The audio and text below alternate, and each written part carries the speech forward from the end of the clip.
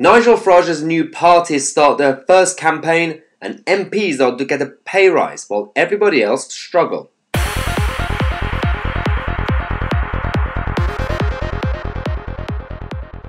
Hello everyone and welcome to the second video of the day. We have the latest update from Nigel Farage's new political party, Reform UK. Well, it's almost a new party, it's just the Brexit party being transformed into a new version of what it was because Brexit is technically done, even though we could still mess up the negotiations. That's a whole different story, let's not get into that. But the latest that we have is that this new party, Reform UK, has been built up just to do two big things.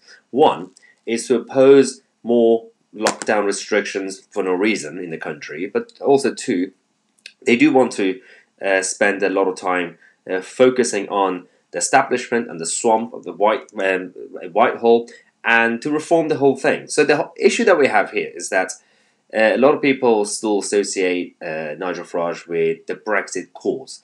And so the whole point of this new version of the Brexit party is to focus on the other areas. Now, the first campaign, which has now started, it's quite actually interesting and it is a good cause. Putting aside party politics, whether you're Conservative, Labour, Lib Dem, Green, Purple, it doesn't really matter because this cause actually makes sense. It doesn't matter if you're pro-lockdown or anti-lockdown either. So, as you know, universities and colleges have decided to shut down everything, and most of them are doing obviously online courses. People aren't even allowed to go to campuses properly, yet they're asking kids to pay the same fee as they did before, the £9,000 per year.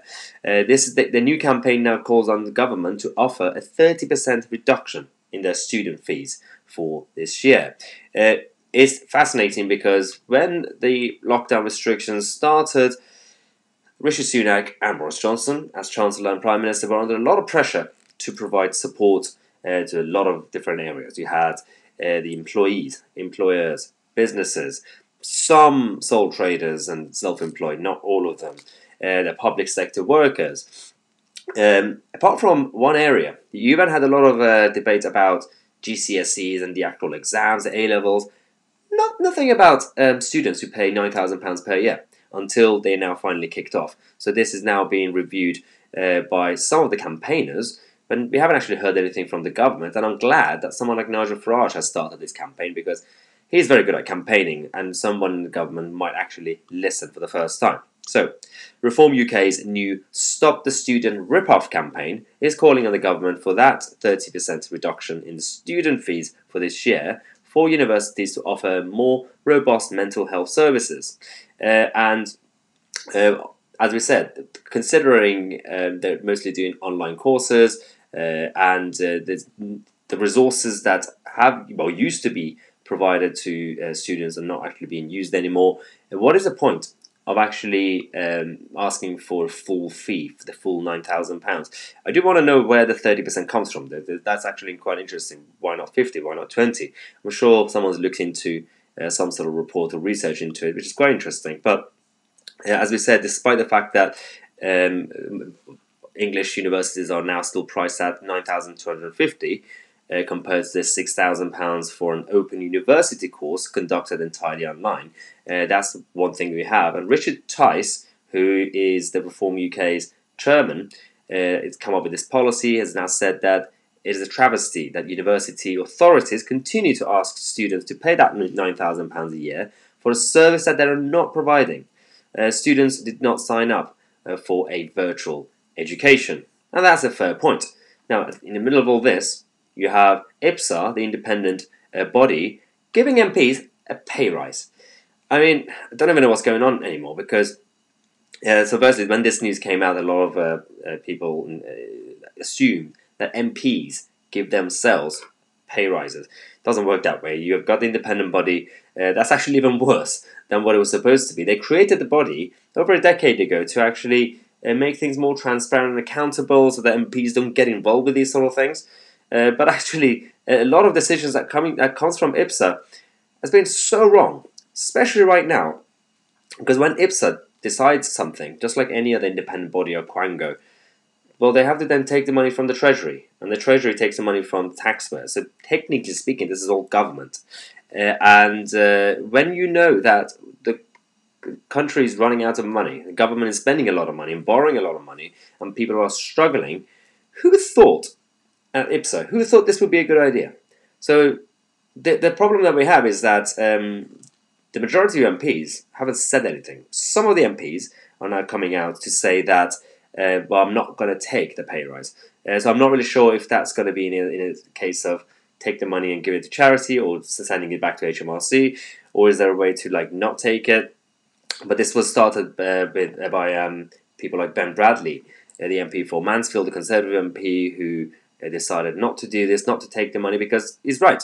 There needs to be a pay freeze. If we're going to even consider a pay freeze for the public sector, why is it the MPs are getting more money at this point? Now we have other MPs like Jacob Young in the North who are also doing this. There are a number of them who are doing it, but not everybody right now.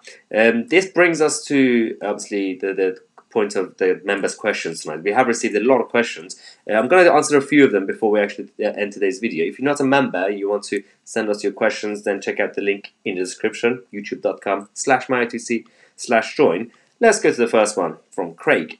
Hi Maya, I don't believe that Boris has the courage to walk away from the European Union and go for a WTO deal. I fear that we are in for a UK sellout. What do you think will happen? Well, you know, because I always give the same answer. I don't speculate unless there's some sort of actual evidence or direction. But because right now you could either have a deal or no deal. But if you have a deal, it could be a good deal or a terrible deal, sellout. I think it is unlikely now for us to have a no deal situation. But just because we're not going to have a WTO deal, well, there's no WTO deal, but WTO Brexit, it doesn't mean that the alternative is definitely bad and terrible. There is such thing as a good trade deal. It's difficult, but it doesn't mean that there's definitely going to be a sellout. There's a lot of discussions and suggestions that it might be a sellout. I'm afraid that you might have it, but I can't really tell yet. But there is a way. I think it's more likely that you're going to have a skeleton version of a trade deal, which means neither side are fully compromising, and both sides are going to go home and celebrate that, oh, we got a deal. And then they're going to spend the next 10 years negotiating small details. That's more likely because we can't fully compromise and have a sellout deal because we're already signing all these other trade deals with Canada, Australia, South Korea, Japan, and a number of others. It will jeopardize all those deals. And I don't think that's going to happen.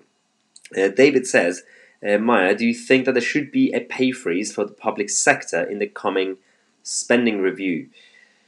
Absolutely not, because this specific problem that we've had over the last year has actually been imposed by the government. All the restrictions, telling us to stay at home and coming up with all these new measures. So all the people in the private sector and the public sector, those who've lost their jobs, or those who their lives completely transformed, it's not their fault. It's not even the fault of the banks, like in 2008. You can't just randomly blame, Iraq, for example. So it was done by the government, and there has to be a proper budgetary mentality in terms of don't go completely Keynesian or socialist. Don't just raise taxes and borrow a lot of money for no reason just because the interest rates are low. Make some actual adjustments and cuts, not to the public sector pay. Especially the front line. This is the one time that you do not go after the frontline services. It's a bad idea. Considering we're doing furlough, we're giving out free money to everyone, and we were doing the Eat Out to Help Out, and then you're going to say, oh, the frontline services, you're going to be the victims. This is a bad idea. There are other ways to cut money on the government budget without actually cutting the frontline essential services. Mr. Privacy says, is there anything that the UK government can do to prevent the reduction of the voting age to 16? There's a line that they could have put into the withdrawal agreement.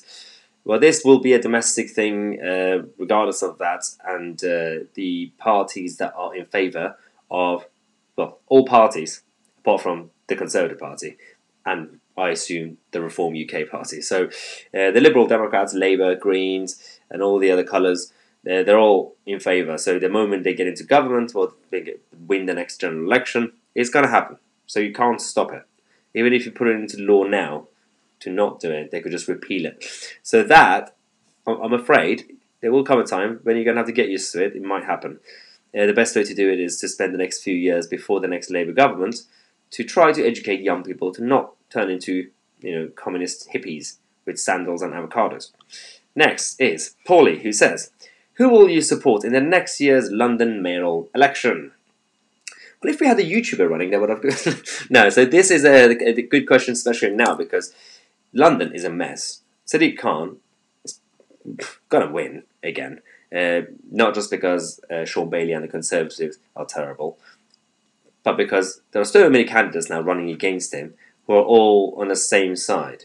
As I've said it before, you've got the Heritage Party, you've got Reclaim, you've got now the Reform UK, and there's a lot of other smaller ones as well, and obviously you've got the Tories, and but that's not really going to be helping anyone in this. Especially because we know that the London election is going to be quite messy and Sadiq Khan is so tribalist. So even when you have people like Brian Rhodes and other independent candidates running with some good policies and a good policy platform, it's not going to change. So unfortunately, you're going to have a situation where when the main party, the opposition party, which is the Conservatives and Sean Bailey, even they're struggling. And there's the whole tribal thing about London, red and blue. So it will be very difficult when you have various independent candidates as well as the other alternative parties running. So to answer the question, I don't know, and I'm not going to go with personality or just a figure or the party that I like. London elections are kind of like the US presidential elections. I'm just going to have to wait for the manifestos, and obviously the attitude you're going to get from each candidate and each party. So I'm not just going to go randomly with, oh, let's go with this party or that party, or just because they're not this, or just because they have a nice colour. Let's be rational. So, next one is David, who says, has Boris surrendered to wokeness? I wouldn't know personally because I'm not in his head, but there's a point about the obviously especially the cultural stuff, the battles, and some people say that he hasn't acted properly. The issue is that I think especially the Conservative Party in general, but governments in the UK go with the mood of the country as they see, as it's portrayed by the media and opinion polls. So we know that the British people, generally speaking, are socially conservative, small c, and economically, they're not really free market pro-freedom, but they still believe in capitalism, but they want a bit of spending and public services, all the usual stuff. We also know that they're not really politically correct as a whole, but this is not what the government is hearing. We know that from our side, we are not politically correct. I go out there, I always try to speak out against wokeness, but the moment they actually realize that this is actually a big deal, then you might see some sort of change. So there's complacency. Unless I know in his head that he's now woke completely, at best, he's just complacent, and the whole cabinet is. Stephen says, hi Maya, do you think that the resurgence of Grandpa Corbyn and a leadership challenge against Starmer would totally fracture the Labour movement? And, and there is this thing about people saying that this will completely take back the Labour Party into what they were before they became a mainstream party. And some people say that, well, the same thing happened to the Tory Party. After 1997, it took them, 13 years to eventually get back into government. There are slight differences. The Conservative Party was always the Tory Party, which is, it could struggle for a decade or so, but it will always come back because the whole point of the Tory Party is just survival. They believe in a set of fundamental values in the country, but it's not really ideological. The Labour Party, it has become very strong in terms of a mainstream party, so it's very difficult for it to be destroyed.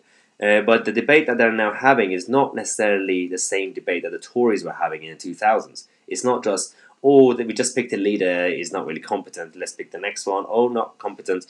This is more of an existential kind of question about which side of the Labour Party is going to be taking control and what they're going to be doing. And the moderates think that we should go back to Blairism. That's not going to work. And the Corbynists, obviously, they want to bring back Karl Marx from Hampstead. So that's also a bad idea. We don't really know. So the Starmer experiment was to be different, but it's not really. Not really sure it's going to be destroyed completely, but they are going to be struggling a lot more. And until one of the other parties will actually come back, they will find a way to change the whole system in terms of who's going to be the second party. But okay, I'll just check the time. This is all the time we have left. So I'm going to try my best to answer more questions next week. Don't worry, guys. So always send in your questions. And if you're not a member, become a member. And also, the biggest thing, if you haven't got your I Believe in Britain merchandise, the hoodies, the t-shirts and coffee mug, do it as soon as possible. Because if you're a member, you will get a special discount. And don't forget to subscribe to the channel. Click on the notification next to it. And click on the all, not personalized.